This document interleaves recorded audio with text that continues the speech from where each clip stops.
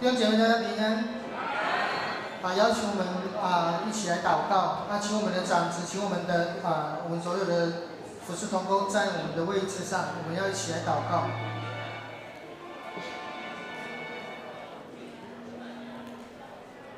邀请我们为我们今天早晨我们所有的侍奉者来祷告，为我们的敬拜团，为我们的宾控，为我们的所有的招待，以及我们所有的长子的侍奉。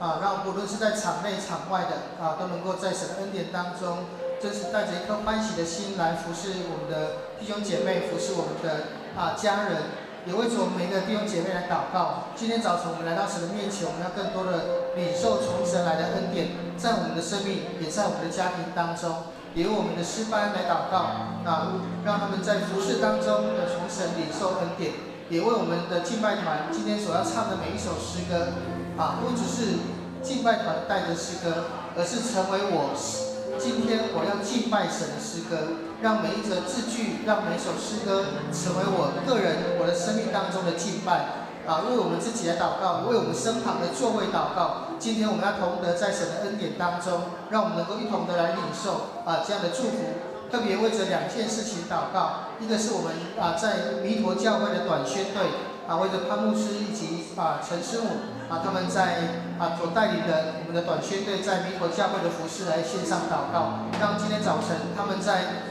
服事当中就能够经历神恩典，也要带给我们的弥陀教会祝福，让弥陀教会在未来在教会的事工上发展上有更好的一个发展。我们为着陈牧师，我们的教会主任牧师陈牧师他今天早晨5点多就跟牧原长老他们到台东去东部台湾中会来带领培灵会跟长子的训练会，为了我们的陈牧师他的出入以及他的服事来线上祷告，让陈牧师更有从神来的话语带给我们东部台湾中会所有的原民的教会，所有的长子都有更深的与神的亲近跟领受。我们来线上祷告好不好？我们先坐在我们的位置上，站立在我们所站立的位置上，举起我们的双手，我们呼求主3声，我们就同声开口来祷告。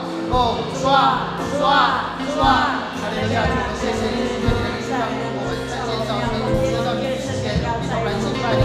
主啊，你神话语在我们生命当中，它带来能力，有话语在我们生命当中带来激励。我们要奉主的名来主，我们今天在主的面前，在我们的教会当中，所有的家人，主啊，让我们能够来到你面前亲近你。主啊，你在这是乐意看见主的百姓来到你的圣殿当中，一同来敬拜。主啊，原来这是他们在私下教会当中，让我们的心是敞开的，让我们的灵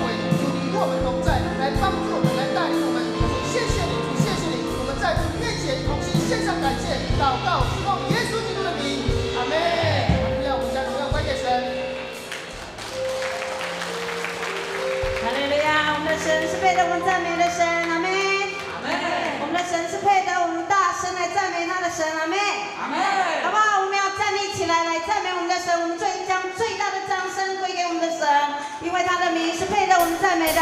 拍掌到神的面前来赞美他，我们要用这首诗歌来赞美他。圣经说我们要手足舞蹈的来赞美他，因为我们的神是配得我们赞美的。阿门，哈利路亚。依靠神的人像夕阳上，永不为动摇。依靠神的人像西安山，永不会动摇。众山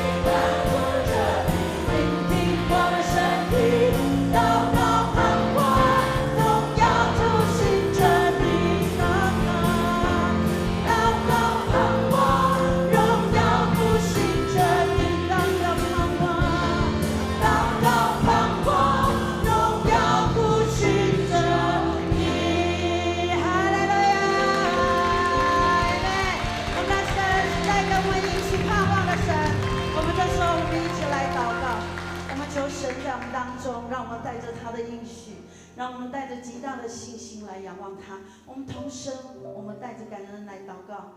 哈利路亚，亲爱的主耶稣，我们赞美你。主，让我们今天清晨来到主你的面前。主啊，我们是因着信，我们因着主你的恩典。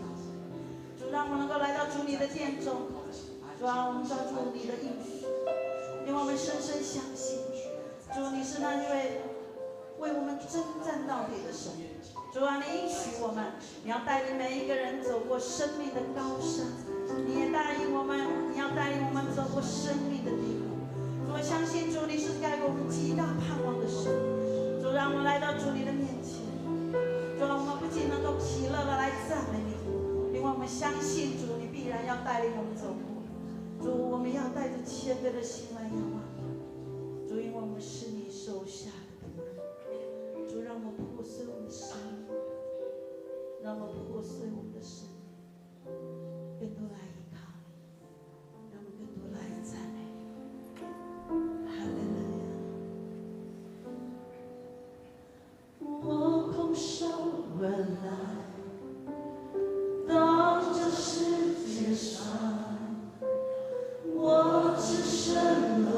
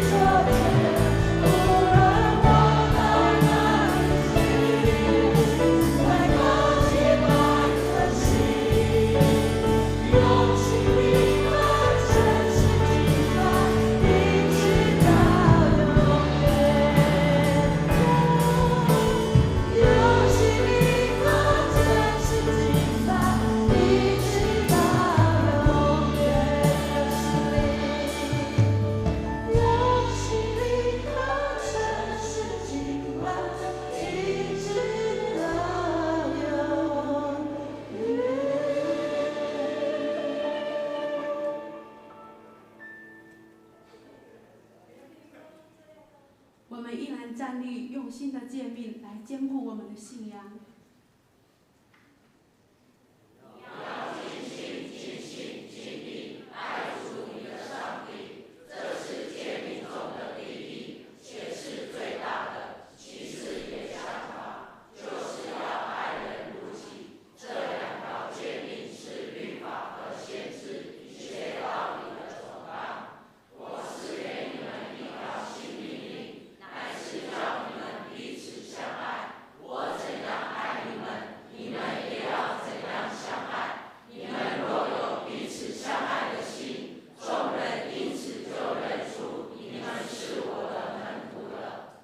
请坐，我们一起来祷告。主耶稣，我们谢谢你，在你面前献上感恩的祷告。谢谢你保守我们一切平安，凡事顺利亨通。更谢谢你保守带领我们一个礼拜都安然度过。主啊，你知道我们的软弱，你深知我们的心怀意念，查看我们的极致源头。恳求你赦免我们一切的过犯，求你用你的宝血遮盖涂抹我们的罪孽，好让我们成为圣洁的器皿。愿主作王掌权，赐给我们刚强的心智，除去我们一切不安与忧愁，赐给我们信心和力量，并赐给我们丰盛和富足。恳求主你赐下话语，好让我们明白你的心意。借着你的话语改变我们，使我们能合乎神的喜悦，让你的话深藏在我们的心里，成为我们的力量，免得我们得罪你。主啊，谢谢你的恩典，我们这样同心合意的祷告，都是奉靠主耶稣基督圣名，阿们。此时我来报告，请翻开周报第4页。本会消息。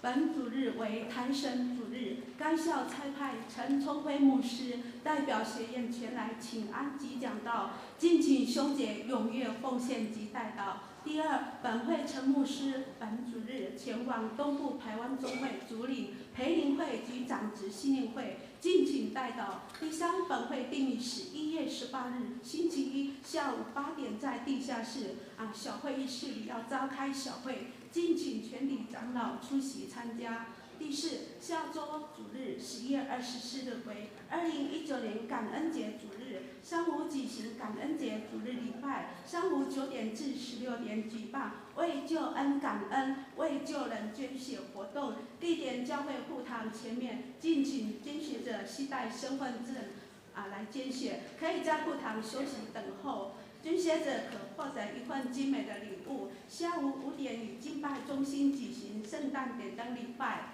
教会圣歌队将献诗，会后会预备简餐，欢迎弟兄姊妹踊跃参加。有登记搭车的长辈，请于下午4点30分在教会集合前往。本周周报内夹有感恩奉献袋要下周使用。让我们细数主恩，向上帝献上感恩的祭，并祈求未来1年更蒙主赐福。第五，下周主日取本会花圣2020年右昌教会业力，主题歌颂主恩，敬请兄姐以家庭为单位，每户一份请在1楼广场领取。肢体消息，母子教会相助会，请我们戴牧师。我们肢体消息的部分，我们母子教会相助会在下礼拜6我们的会员大会，以及我们在雾峰林家花园以及侯探井天空之桥有1日游。那有报名参加的，在当天上午6点要集合，6点40要出发。那请我们有报名的，请我们准时来到教会来集合。另外教界的消息的部分，在我们高雄中会护理事工部要在12月14号上午的9点半到12点，在原来的大巴饭店，就是金喜盛宴博爱馆，在原大巴饭店那个餐厅来举行这个赞美礼拜。那费用呢是每个人500块，我们的圣歌队员有补助。另外的请我们在11月24号，就在下个主日之前，能够向我们的队长来或者是办公室来报名缴费。另外，在我们高雄中会，我们在今年我们有1年读经运动的啊，如果有报名参加这个1年读经运动的弟兄姐妹啊，请我们在12月1号之前呢，能够将我们的读经记录卡跟新旧约的填充卷交到办公室啊，让我们能够回送给我们的中会教育部，他们要统计那也为我们所有完成的要预备礼物这当中也有预备大的奖项要抽奖，所以我们有完成的弟兄姐妹，请我们踊跃的把我们的记录卡跟我们的填充卷能够交回办公室，谢谢大家。好，弟兄姐妹大家平安，还有新闻大家平安。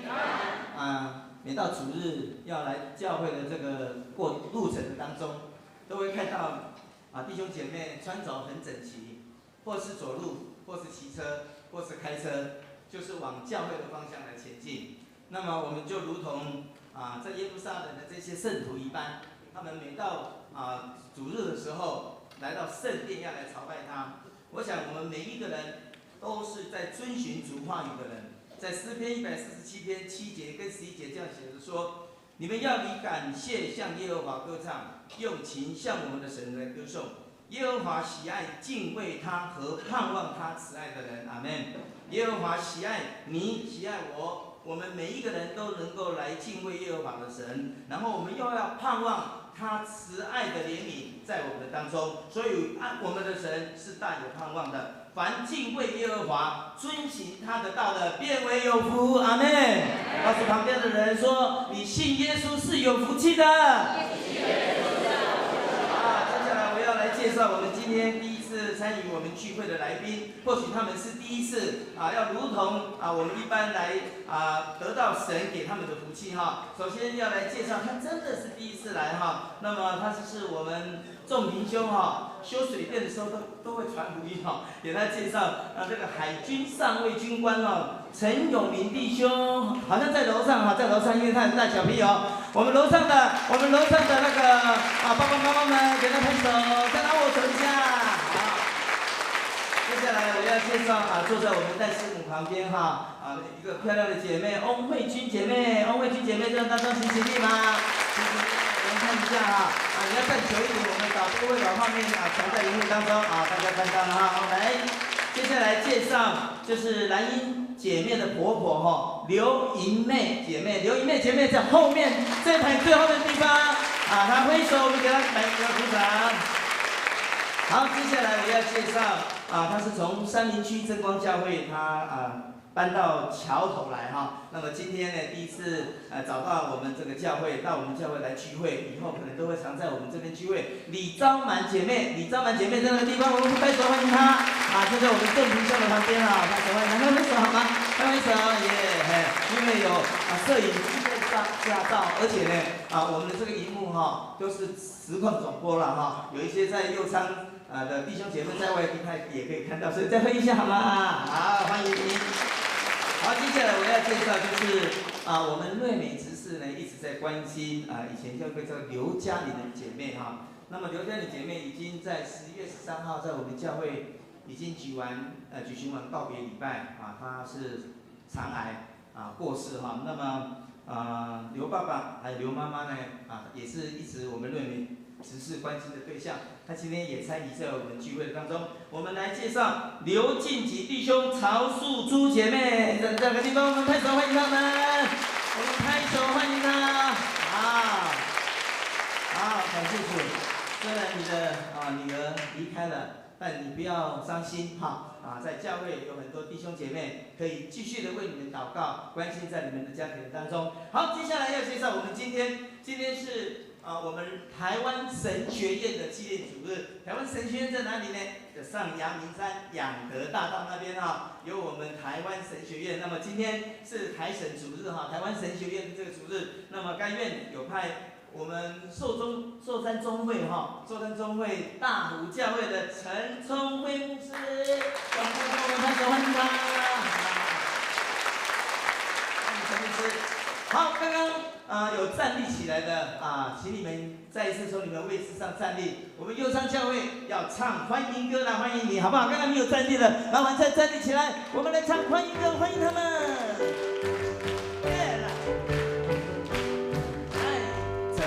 真高兴能见到你，我们欢迎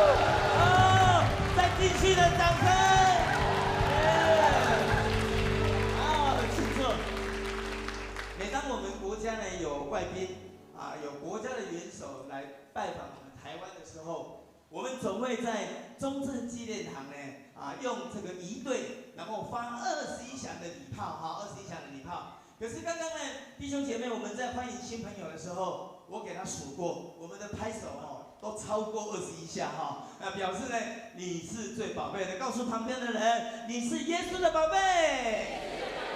好，弟兄姐妹，我们一起起立，我们来唱《爱使我们相聚在一起》。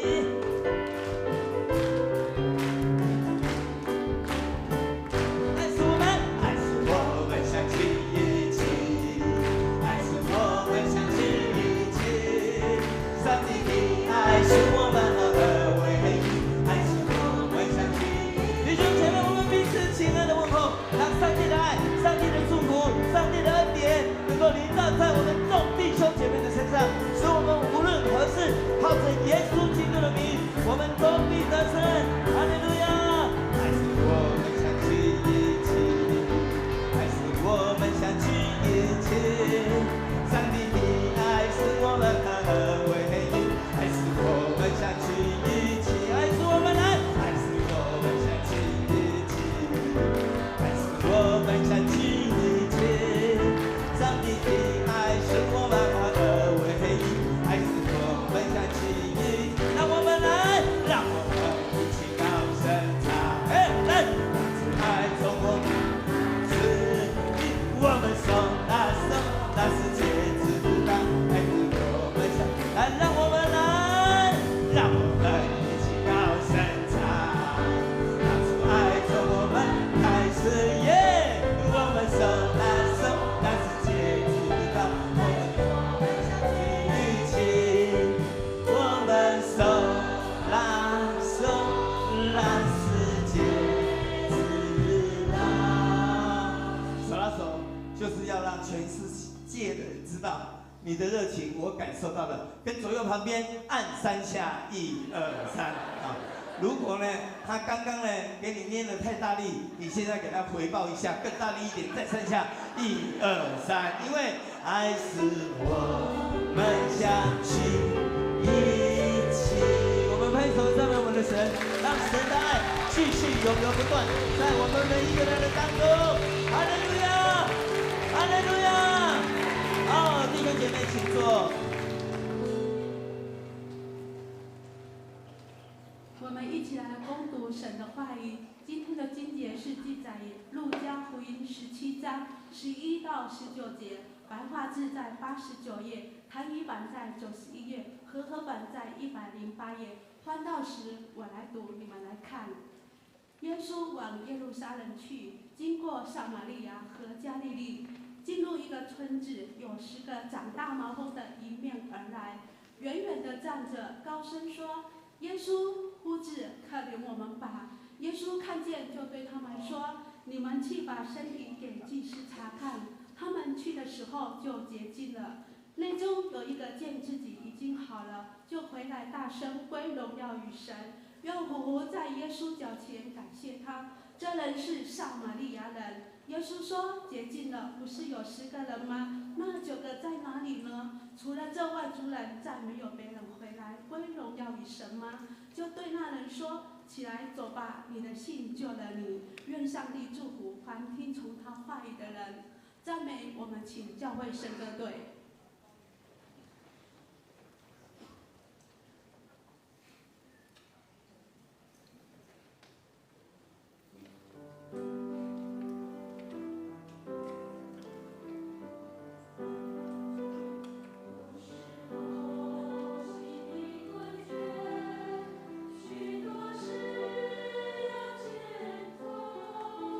前路人漫步。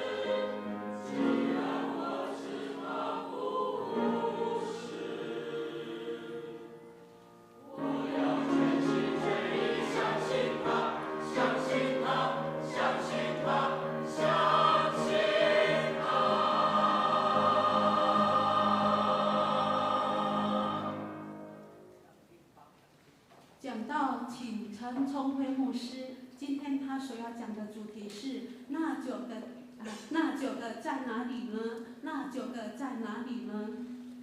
愿主大家平安。感谢主，这一个主日呢是台神主日，就是台湾神学院的纪念主日。在我们总会的机构当中这是我们总会属下的教会的学校主要在训练我们所有的教会需要的传道人以及教会的事工人员。那过去在我们的在宣教士来台之后呢，不仅仅把福音带进来，也在福音的当中把信仰、把造就、培训门徒这样的一个方法，这样的一个方式也带入我们的台湾，让传道人不仅仅能够备受装备，也能够服侍在本地的教会当中。所以台湾神学院在北部的地方从北部里面也造就了许多的牧者不管是从这整个总会也开始有分派的制度到台湾的各个地方。所以台湾在我们的总会底下，我们有主要是3个这样的一个训练的学校：台湾神学院、台南神学院跟玉山神学院，主要在培训属的工人。那今天早晨是我们台神主日，那学校也派遣我们陈崇辉牧师是目前在寿山中会大湖教会。大湖教会在湖内乡在湖内就我们省道旁边，我们都会经过所以如果你有经过这一个教会，它就坐落在教会旁。那陈牧师呢，他的生命里面有很多的经历是跟神很亲密的接触，也很亲密的这个关系的建立。今天早晨他用生命的见证与我们来分享他如何在他的生命当中去经历神，也看见神在他的生命当中来看见神的爱，也用他自己的生命来回应神。我们拍手来欢迎陈聪辉牧师。各位弟兄姐妹，大家平安。请跟旁边的人说平安。我们能够认识神是很大的恩典因为在座或许在我读神学院的时候，也曾经为我奉献过。每一个从神学院毕业的传道人在我们一直到现在长老教会都是用抽签的，所以我一抽就抽到大湖教会。然后在这边第19年，所以我的孩子都是在大湖教会生的。那我跟我的牧师娘，我们都是第1代的基督徒，所以我们很深刻的体会这个信仰对我们的家庭、对我们人生是何等大的祝福。所以我今天要用2个见证也是今天挑这段经文，其实就是因为我读了这个圣经我在嘉山基地在花莲我是在山洞里面读了这个圣经，我心里有感动，说主我们家经历那么多的神迹，我是不是能够成为这一位，回到主耶稣面前，来感谢他，归荣耀给他的那一位。今天的经文说，除了这一个外邦人以外，其他的9个在哪里？除了这个外邦人以外，意思就是说，得医治的这10个麻风病人，可能他们都是犹太人，他们可以再回到会堂去敬拜，但是要先经过洁净礼，被祭司认可，他们才能恢复以前正常的生活。但是他们远远的看到耶稣，虽然他们得到医治了，但是他们没有办法像这一位来到耶稣面前，可以跟耶稣有对话，更深的认识他，并且感谢他。所以在这里我知道有许多人是流泪在服侍的，一定有因为你付上了很大的代价，你用你的时间，用你的生命在服侍。那因为我们服侍的对象是跟我一样，就是有罪的人，所以难免会有什么灵心得体软弱的时候。但是要记住，我们服侍的一定要回到初衷，就是耶稣怎么拯救我，怎么爱我，我是用感恩的心来服侍。那我先来讲我们家怎么会信耶稣。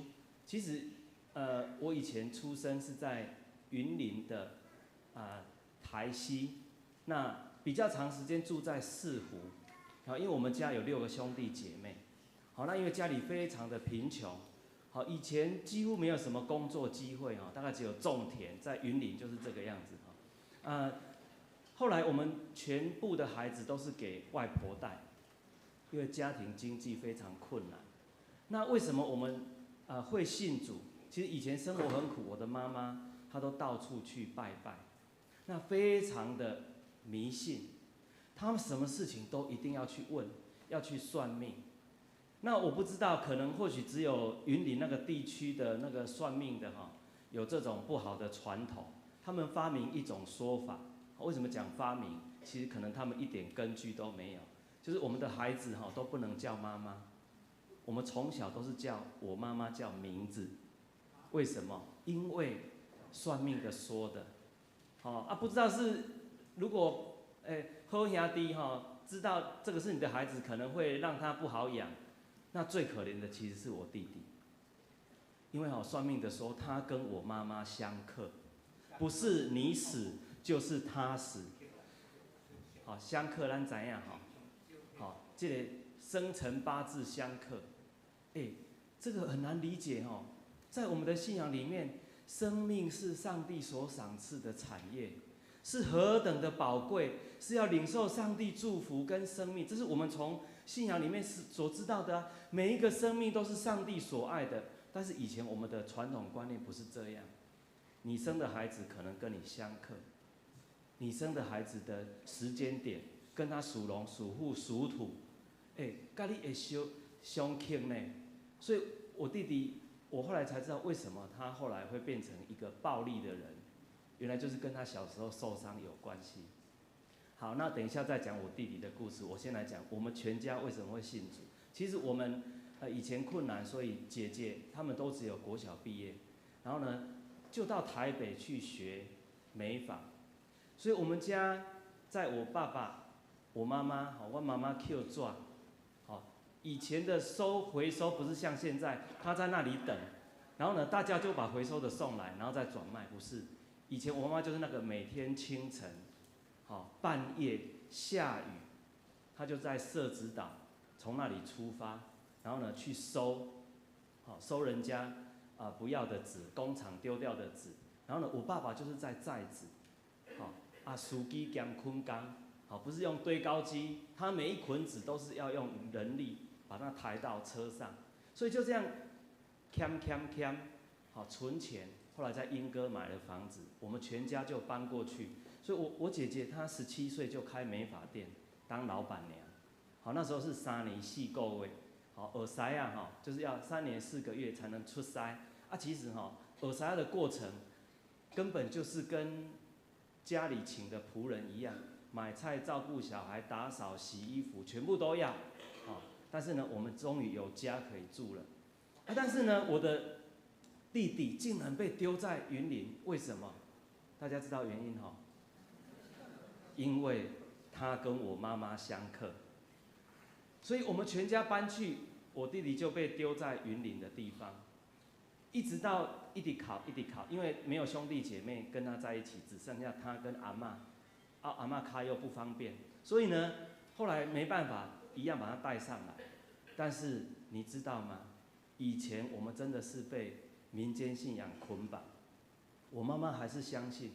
她到台北之后，她到处去挂香，变成那个进香团，有没有？跟着游览车她不止去拜拜，她还把许多的偶像请回来我们家，甚至她夹菜，然后呢，她讲收惊知道我们他的招牌收惊，所以他是有法力的人，是这样子吗？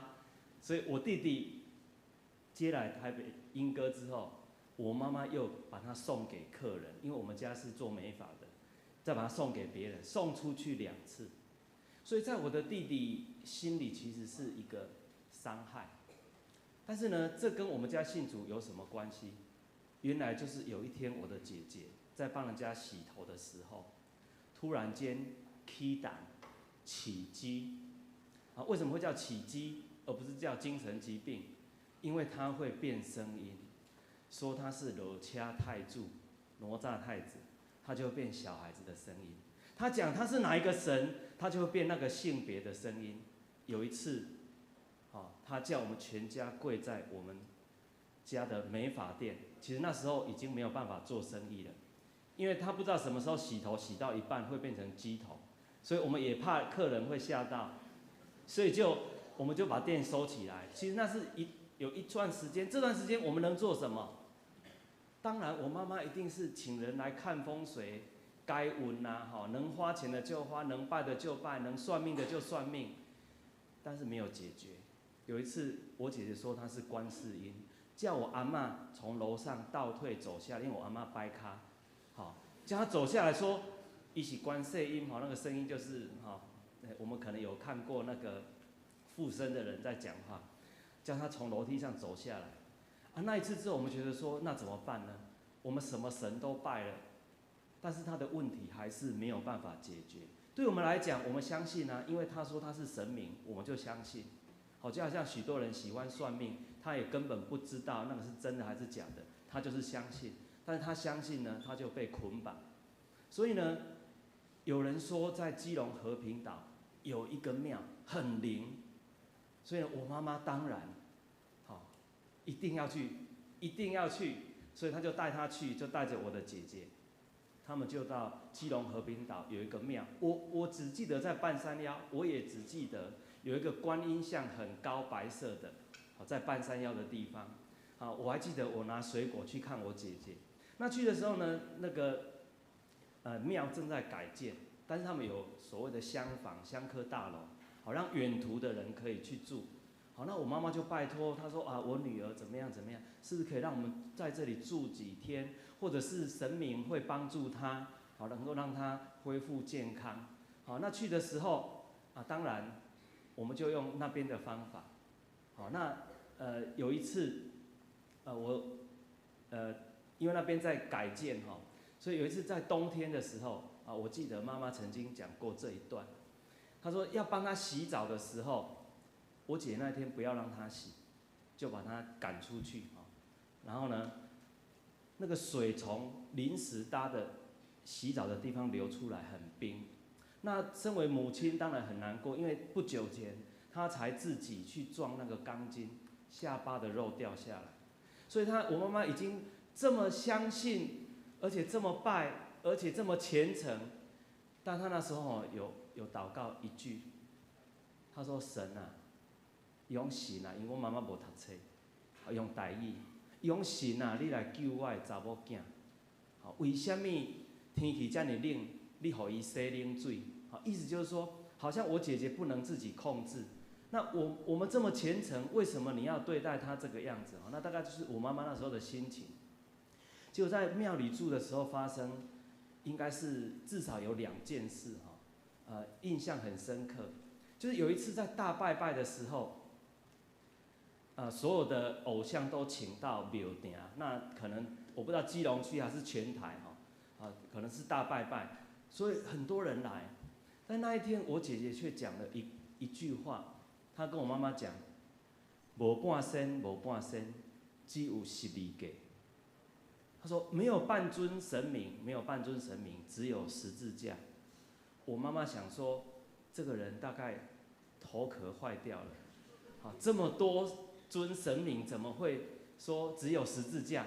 伊讲你莫黑白讲，这么多尊神他也无半仙，这是第一次。第二次是半夜有一次在睡觉的时候，那时候已经快要离开那个庙，因为我妈妈说我把我女儿留在这里，因为伊嘛是会使服侍神啊，因为她会起鸡嘛，伊嘛会使留伫遮服侍神，但是庙方其实他不接受，他说你这个符啊。这个符你拿去烧一烧，洗一洗如果没有你们就考虑准备回家。所以有一个晚上在睡觉的时候，我的妈妈突然眼睛一个亮光，她就惊醒因为住在那边，我妈妈很担心她半夜会跑出去，像上次一样撞受伤或者是跌到山下，所以她头就放在那个门框的旁边那个厢房门框的旁边。结果醒来发现我姐姐真的不见了，她就赶快出去，发现有一个房间灯是亮着，她就进去。我妈妈就讲：你半暝唔困，你来这创啥物？我姐姐她就跟我妈妈讲，这是第2次，我看到一个足光的十字架，我缀伊来。我看到一个很亮的十字架，我跟他来。哦，这是在庙里发生的哦。但是我妈妈因为以前我们在云林，哦，到现在四湖好像有布道所，但以前我们住的地方根本都没有教会，我们也从来没有去过教会。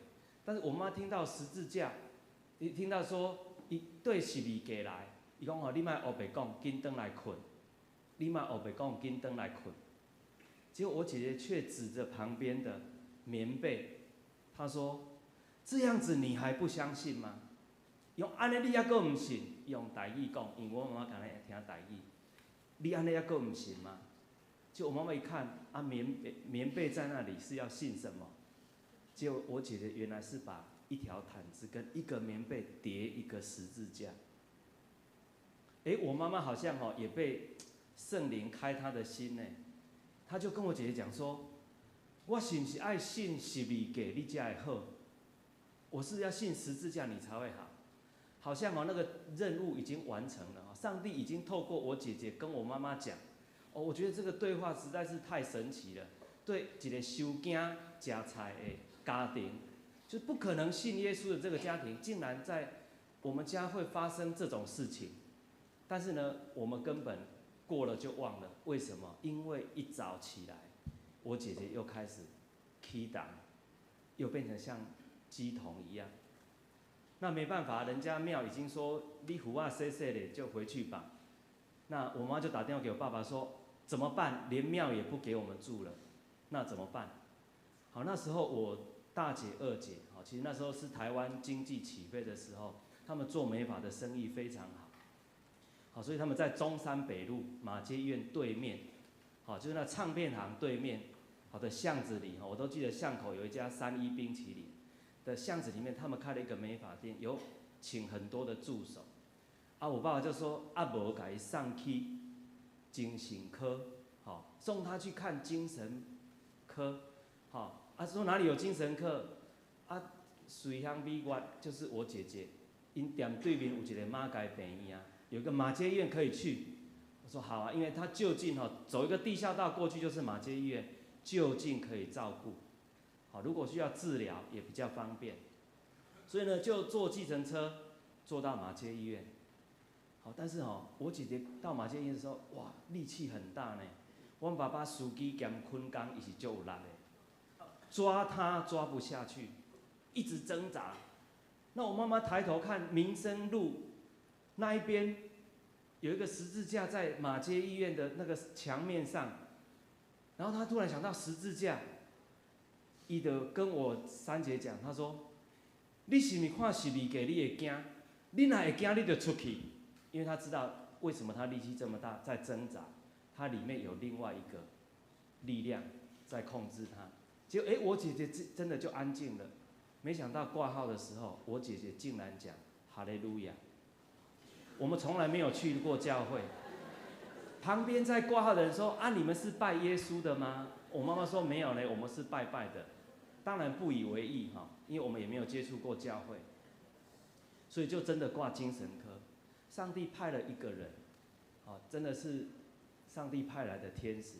所以各位你们在服侍的弟兄姐妹，你们不要小看你们做的任何一件小事。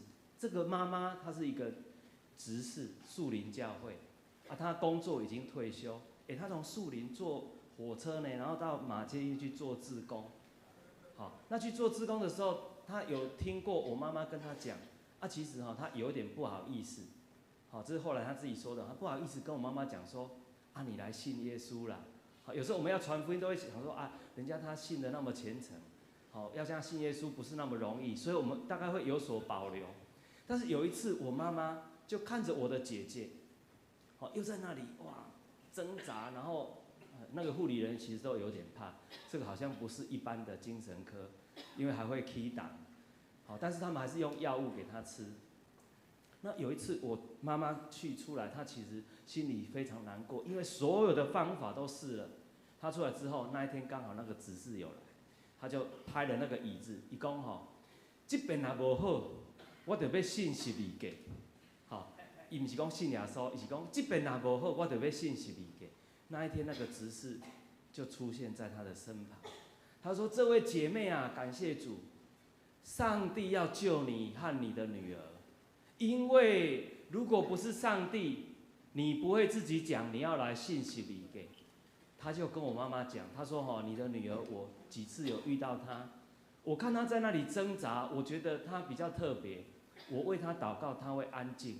所以他说：这位姐妹，你要来信耶稣，你的女儿会得到拯救，因为她不是单纯的精神疾病，她是有黑暗的势力在捆绑她。他说，我妈妈说：那怎么办？我们家有那么多就最先为庙请回来呢，这个怎么办呢？他说。我联络这边的院牧，因为马偕医院是基督教医院，我联络院牧呢，跟你们住家附近看哪一个教会去关心你们。那我再请那个牧师，他们有一个叫圣别礼拜，就是除偶像的礼拜。所以说你不用担心，你要坚定的相信。所以他就教我妈妈祷告，结果没想到一段时间，在祷告跟治疗下，我姐姐真的出院了。但是出院之后呢，他仍然要够压起来，他还是又要起档的样子。那我就记得，我一直很记得这一句话，因为我妈妈不要读圣经，伊只有从这位执事教他祷告，当然后来教会的牧师有来关心我们。我就记得我姐姐要够压起来的时候，伊就讲。我奉主耶稣的名，敲破魔鬼头，他就我奉主耶稣的名，敲破魔鬼头。结果我姐姐她就慢慢的痊愈，我们全家就除偶像，就信主。以前为什么我们会那么没有平安？因为我们也不去问我们拜的是谁。所以你知道吗？我现在礼拜四去监狱传福音，当然我会先了解他的家庭背景，我也会说我也是有罪的人。只是你犯的是国家的法律，那我会带他先去想，你知道你所信的吗？他如果说，譬如我进行接触一个24岁的年轻人，当然他的家庭破碎是一个原因，那我说，然后他说他也有去教会，也有去老人町，就是那个八家将。我说，你怎么去教会又去八家将？他说，因为他需要的是什么？他只是需要朋友。他去教会，他不真的信，他也不是真的了解。但他去八家将，那我就说，那你去八家将，应该你有接触什么哪吒太子什么的。我说，你以后出去 Google 一下，那你知道哪吒太子怎么来的吗？那是小说人物嘛，孙悟空也是嘛，但是我们湖内的隔壁，因为我有搞家，所以变成海普教会。就是被鬼捉弄，所以那个庙会的时候还有大圣爷，但那个你看那个动作，就是跟寡语跟以前演戏的动作一样，那明明是人写的故事，《封神榜》里面的人物，《西游记》里面的人，为什么后来会变成神呢？而且还会附身，还会有他的形呢？原来就是黑暗的势力，他要透过你的相信，其实是捆绑。我们家就是这样子被捆绑啊。后来我们全家信主之后，我们就除偶像，我们就全家信主。但是为什么跟今天的经文跟我的弟弟有关系呢？因为我的弟弟以前小时候所受的那个伤害，其实我们家以前在乡下很贫穷。那我们来到莺歌就开始工作，小时候就在做那个马赛克，浴室那个小的瓷砖，我们都要胎一胎，然后给它冰一冰，然后再粘，再放过来，那5角。那我们每天放学回来就要工作，所以我们从小就开始工作，然后暑假就去打工，都被人家骗，说我们试用1个月暑假才2个月，试用1个月，然后在公司包装那些肥啊，所以那时候都觉得说为什么这么苦啊？但是那时候我们开始有教会生活，不一样，会唱诗歌，有团契的生活，但是不代表有团契的生活，我们的生命就真的认识主呢？因为我的弟弟有没有参加教会的团契？有。有没有参加主日学？有。以前我们那一班3、4个，我牧师讲话都是比较慢，所以3个里面3、4个，常常讲到睡着，好，里面包括我，好，但是这4个里面有2个现在当牧师，所以如果你的小朋友睡着，不要灰心啊，因为有可能你教的每一句话都会在他的心里。但是我的弟弟，因为他接触到的是我去外面读书，所以我哥哥也在台北工作，好，所以变成他家里只剩下他一个。哦，阮家虽然6个，3个，2个伫外地，啊，姐姐跟妈妈开店，好，那爸爸常常工作在外面，那只剩下他一个，他就跟着他的朋友。他专门做一件事，因为他国小是田径队的，他专门做一件事，因为他身材很好很壮，他专门打人。学校的人利用他去打人，所以有一次我就说：“哎，陈一鸣，你为什么在那里打墙壁啊？打墙壁。”他说：“打墙壁那个骨头会变平的，这样我打人就不会痛。”为什么会有这种个性？以前我在小学也是这个样子呢，我们都会打架，然后骂脏话。我什么时候改骂脏话改掉的？我去教会之后，有一次去故宫博物院，好，那因为我以前在学校全部都是脏话，但是那时候刚到教会，我们在买票的时候不小心其实不是不小心，其实平常讲话就是这个样子，就骂脏话，所有的人都在看我。教会的青年团契跟主日学老师要看我，那时候就觉得很不好意思，就慢慢改。但我的弟弟虽然有去教会，但是他的朋友在他国3支大过要被开除，我们家才知道说竟然要被开除这个孩子不是也是乖乖的有去教会，有去参加团契吗？也去唱圣歌队吗？原来他的生活是这个样子。后来不对，因为他的朋友去抢莺歌的农会，他的朋友杀了人，被抓去关。我们说这个人如果留在莺歌，他已经完蛋，但是他只有国中毕业怎么办？去学手艺他就跟我哥哥去学 K 金电镀，哇，30几年前收入很高呢。那时候他做 K 金1个月就有5、6万，如果卖那个金仔水，就是电镀完那个解析之后，里面会有一些金的屑，再卖7、8万，但是他都拿去哪里？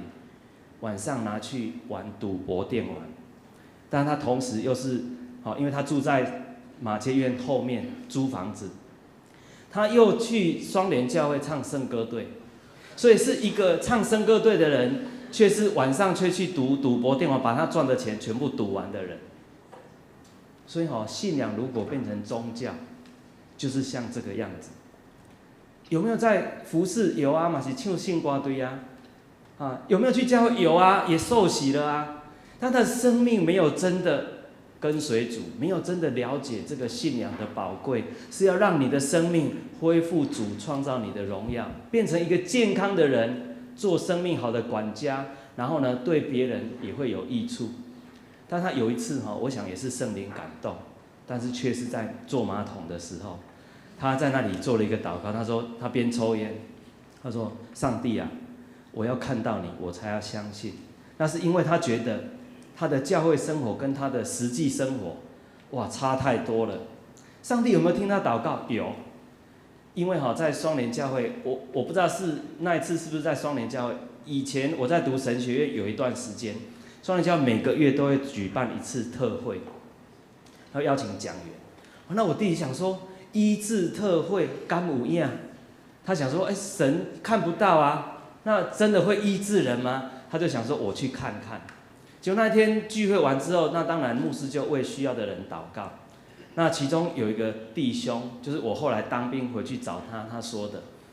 那个弟兄他就跟牧师讲说：“牧师要请你为我祷告，因为我最近去教会，我参加聚会，圣经里面有说要饶恕你的敌人，并为你的敌人祷告。”他说：“牧师我做不到，我心里对我的爸爸没有办法谅解，我心里怨恨他，但是我没有办法为他祷告。可能因老爸拍某拍囝啉酒挥泪等等，所以他说：牧师，你为我祷告。那牧师说：你要真的相信耶稣，你的祷告才有功效。他说：你洗礼了吗？他说没有。他说来，那我带你祷告，我问你的名字哈，就他的名字告诉牧师，他就说我啊天父上帝等等等，我某某某愿意相信耶稣基督做我的救主。但是呢，你知道吗？这个弟兄他要讲耶稣基督做我救主的时候，他的面貌就狰狞、扭曲，没有办法讲话。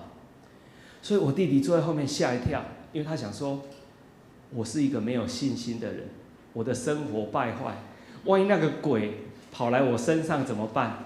好，所以他看着他当然吓一跳啊，因为那个住在里面的控制他的，他竟然跟牧师呛瞎，他说：“你凭什么要赶我出去？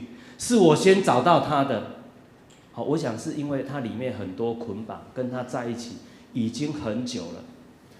所以牧师呢，他说：“好，应该是诗篇139篇。他说，在未出母腹，上帝创造他，这个生命是属于上帝的。我奉耶稣基督的名命令你出去。”我当兵回去放假，我弟弟拿给我那天他写的20几个，啊，其实我看啊，这个哪是鬼啊？这个都不就是一些坏习惯吗？好，那为什么后来我弟弟回来会悔改？因为他看到在服侍这个弟兄赶除这些捆绑的过程当中，有赞美祷告，鬼受不了；有唱诗赞美，鬼受不了。但是其中也有一个最特别，我印象深刻。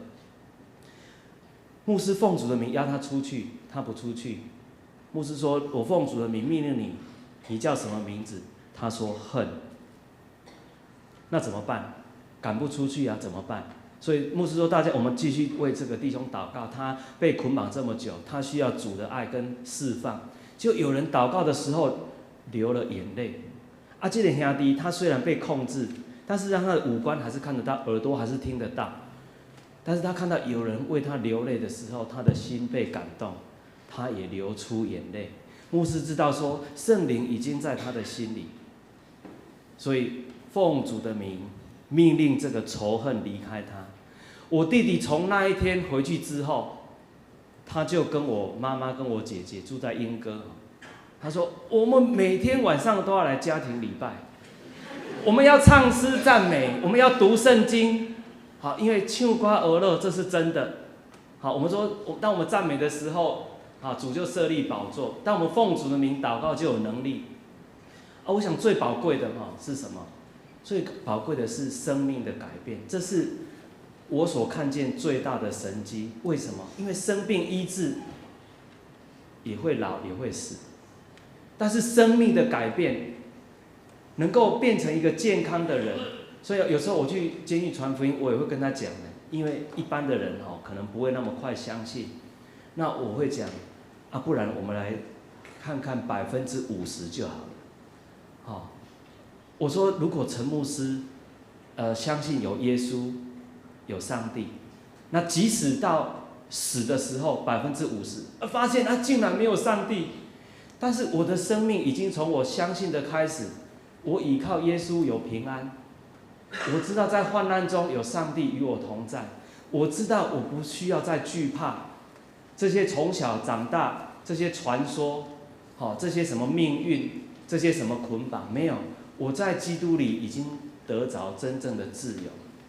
我在患难中也是欢欢喜喜的，我能够活出一个不一样的人生。所以当我在山洞里面，有一天我读到今天的经文，说耶稣行神迹到了一个村庄，有10个麻风病人远远的喊：“主啊，怜悯我们。”耶稣吩咐他们去给祭司看，没想到他们就得到医治。但是过了10几天，因为他们有律法的规定，要先剃头发，要看皮肤好，然后呢要隔几天，然后给祭司看，然后要去献祭。他们才能恢复敬拜的生活。但是耶稣在这里却讲：“洁净的不是10个吗？那9个在哪里？除了这个外族人。”所以意思是其他的人可能是犹太人，他们已经回去他们的会堂，他们可能也会讲说：“有一天有一个人远远的告诉我们，我们就得医治。”可能他们会讲他们的故事，但是只有这个外族人，他怀着非常感动。感恩的心，他来面对耶稣。我想耶稣应该跟他讲了很多天国的道理。我想伊是一个真正捌耶稣的人。我读到这个经文的时候，那时候好像圣灵感动我们家经历了我姐姐得医治，我们全家信主。我又经历了我的弟弟成为从那个犯罪黑暗捆绑当中悔改，的这个神迹。那举目一看，我的3个姐姐都只有国小毕业。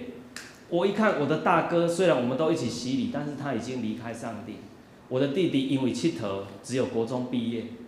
那我就想说，大概只有我可以去读神学院。所以我后来当兵退伍，因为这个经文，所以我去投考神学院。那当然，我弟弟悔改之后，他就拼命努力啊，他就去读夜间部的高中。他读大学的时候，他跟我爸爸讲，他说我想要去读神学院。我爸说，这无书较辛苦，厝的一个就好啊。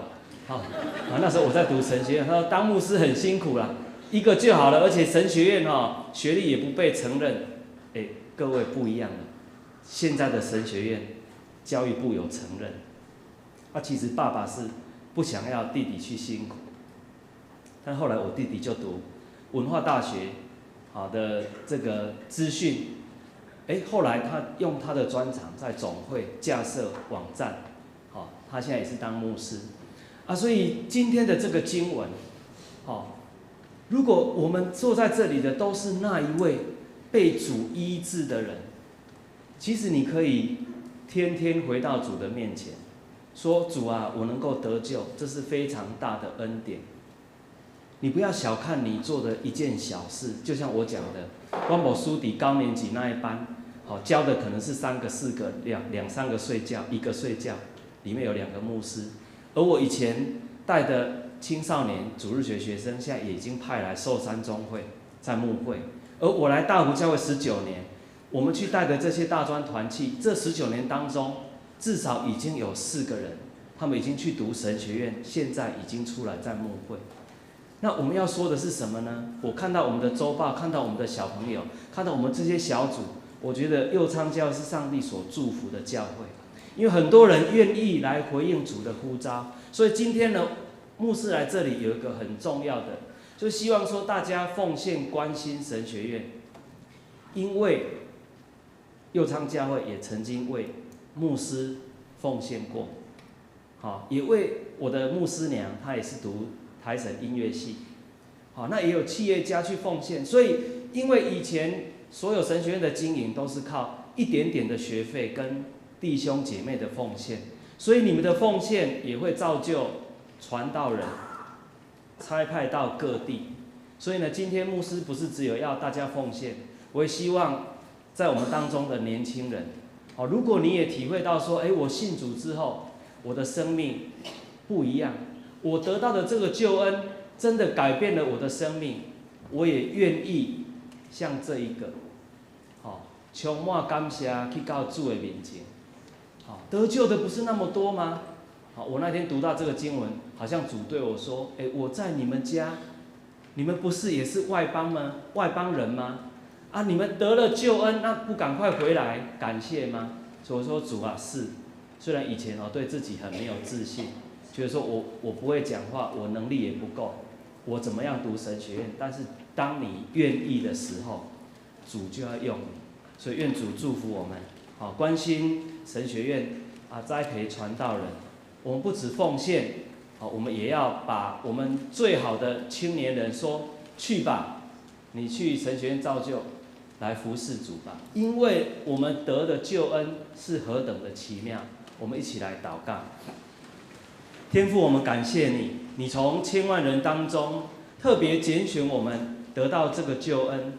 我们从害怕、从罪恶的捆绑当中，因为信靠耶稣得着赦免，因为信靠耶稣得着在真理里面的自由，因为信靠耶稣我们有永生的盼望，因为信靠耶稣我们能够彼此赦免，爱人如己，因为信靠耶稣我们能够做生命好的管家。这样子的福音临到我们，我们也要来回应你。像这一位得到医治的麻风病人，回到主的面前与主亲近，也得到更多主你对他的呼召。愿你祝福佑昌教会，我们在社区所做的每一个服事所撒的种子，圣灵你来感动让有一天许多听到福音的人都能够得到耶稣基督的救恩。献上祷告，奉靠耶稣基督的圣名，阿们。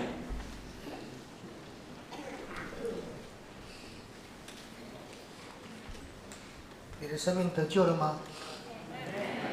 你是那9个还是那一个呢？我要请我们敬拜团来带我们来唱一首回应诗。我们每个人都是蒙恩的人，在神的恩典当中，我们蒙呼召成为神的百姓，成为神的子民，这是何等的荣耀！在我们生命当中，我们也透过，也许我们在患难中得到帮助，我们在病痛当中得医治，我们在软弱当中得扶持。我们曾经呼求神，神在我们生命当中也行了那奇妙的事。但是我们有没有在神的面前跟回应神说：主啊，谢谢你，谢谢你拯救我的生命，谢谢你医治我，谢谢你恢复我，谢谢你扶持我。可是更是用我们自己的生命来服侍神，来回应我们的神。你是那9个还是那一个？10个同样被医治，但是只有一个回到神的面前回应神，去赞美神，去与神同行。神需要这样的人回应他，不单单只是成为传道人，更是在教会当中任何的一个服事，都是我们能够回应神的一个方式。在今天我们要同样的方式回应神，因为我们关心在我们总会属下的机构也是同为肢体，让这个肢体，让这个机构能够培训更多神的工人，在教会当中成就神美好的服事。神是我们永远的依靠，我们如何来回应我们的神？请我们敬拜团来带我们来唱这首诗歌。一起来敬拜他。每当我面对风浪，你总在我身旁，生命部分与我分享，更深的渴望。每当有困境阻挡，你指引不要忘，使我心中满有平安，充满无限希望。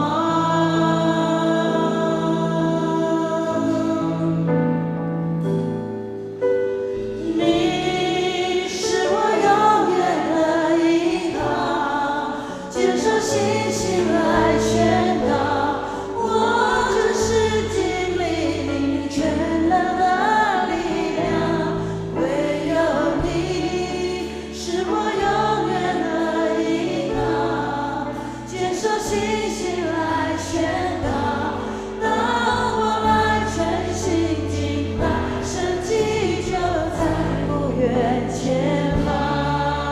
我们一起从头更多的来敬拜他。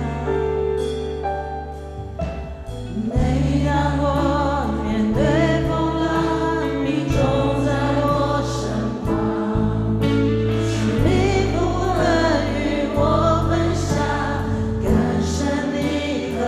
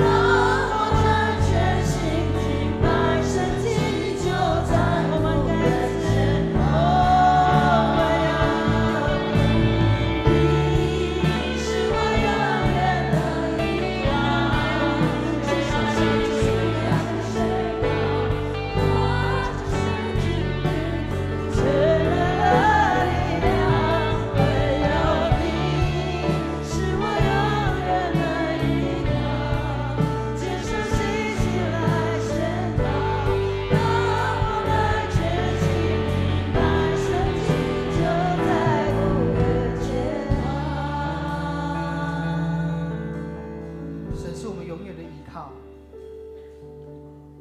10个大麻风因着他们生命的需要、身体的病痛，寻求那大有能力者。他们看见耶稣，向耶稣提出他们的要求：主啊，你怜悯我。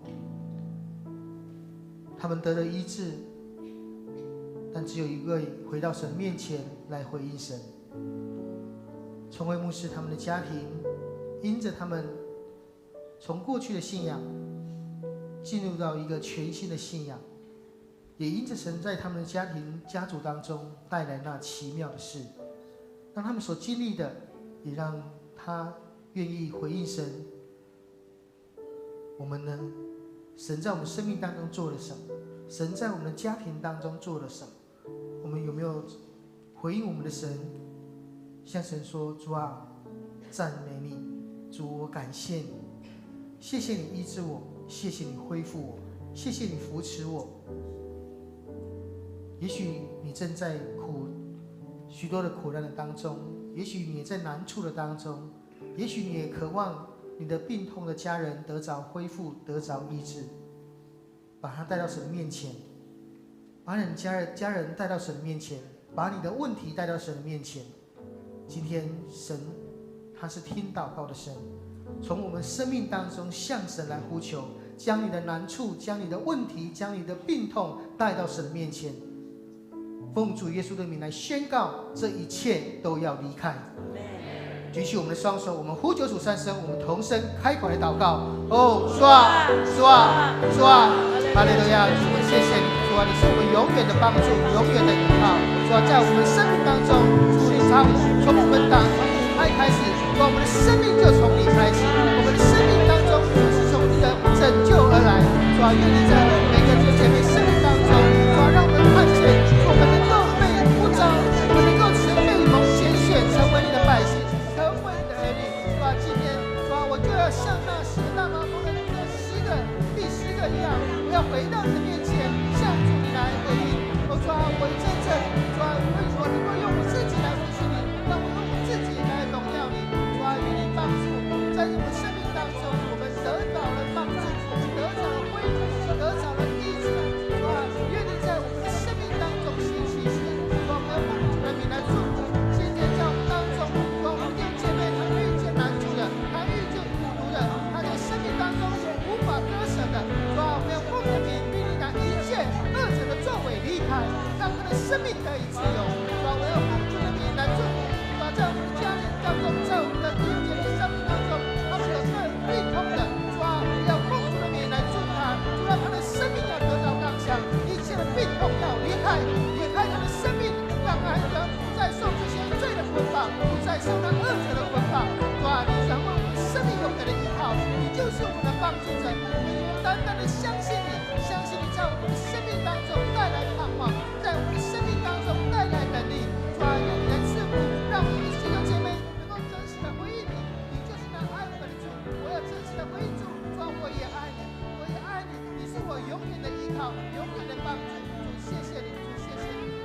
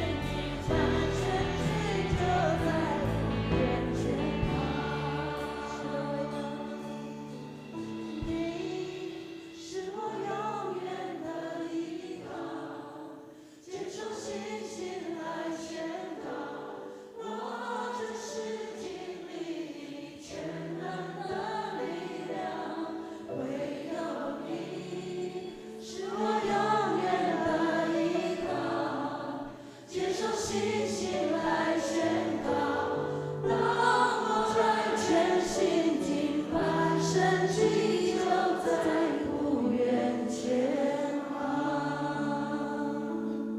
弟兄姐妹，在生命当中，从今天的信息里面，从崇辉牧师的分享当中，也许我们就如同他们的家庭一样，也许我们正在经历我们在情绪上的困扰，我们无法去放弃放手那个在我们生命当中那一切的情绪，负面的情绪，也许是因人而来，也许是因为生命而来，我们无法饶恕。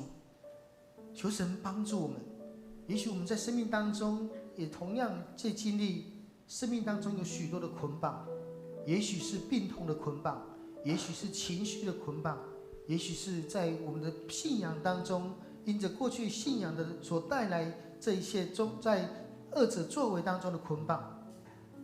但是在今天的信息里面，神奇妙的是，就是神能改变一切，神的能力可以改变一切。相信耶稣，在我们生命当中，我们就能够得着改变。我要奉主的名来祝福，在我们今天弟兄姐妹当中，我们在学习饶恕的，我们在渴望生命当中被饶恕的。今天神在你的生命当中，神给你的话语提醒你，让你能够去有勇气去面对你所要面对的，让你能够带出饶恕，也能够得着饶恕。在我们生命当中有许多遭受到许多的捆绑的，奉耶稣的名命令那一切恶者的作为离开，让神的作为充满在你的生命当中，让喜乐平安充满在你的生命当中。主，谢谢你，谢谢你垂听我们的祷告，让我们重新经历你，你就是那位爱我们的主，就是成我们永远依靠帮助的主。主，这是何等大的恩典，让我们今天同得在聪慧牧师他们的家庭的荣耀当中，也帮助我们去经历那个又真又活的神。今天在我们的当中，我们有新朋友来到我们里面，主，愿你帮助他们真实在生命当中看见神你的作为。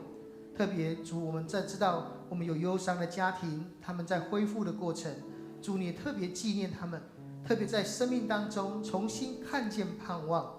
主啊，愿你赐下安慰在我们弟兄姐妹我们每个人心里头，让我们能够看见神你的奇妙，看见神你的慈爱。主，谢谢你垂听我们的祷告，让我们更多的仰望你，更多的交托你。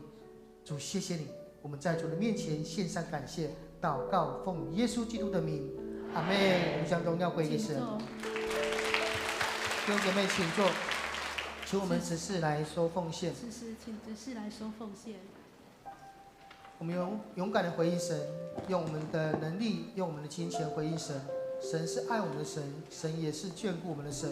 透过我们的奉献，能够带出更多神奇妙的作为，也提供在神学院当中这些受装备的神学生、年轻人，他们能够有更完善的一个环境，能够接受装备，能够在之后他们能够投入在神的国度当中，成为神重用的仆人。愿神纪念我们的摆上，也纪念我们每一个人在神国度当中有份于神的国度。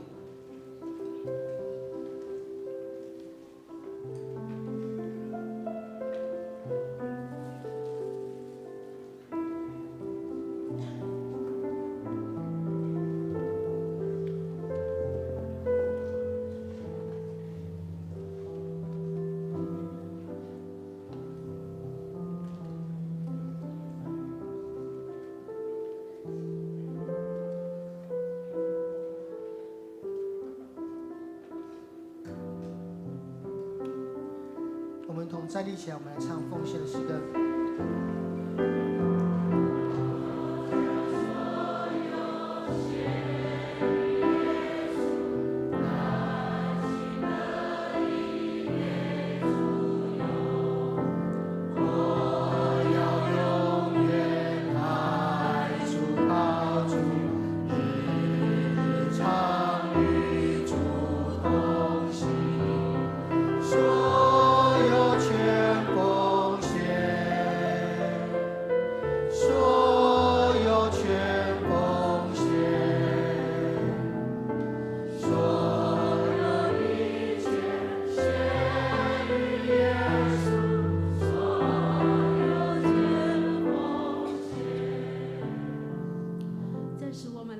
奉献的祷告。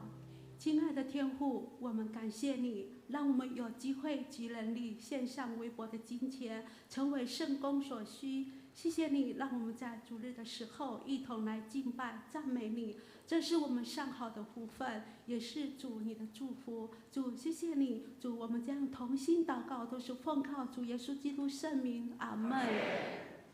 祝福差遣。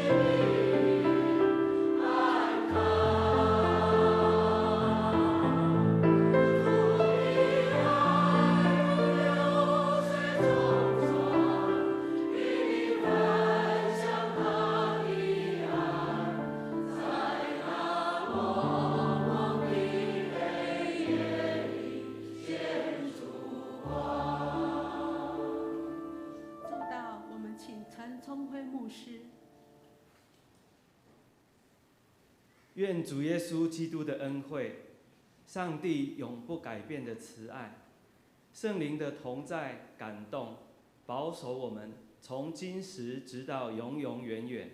阿们。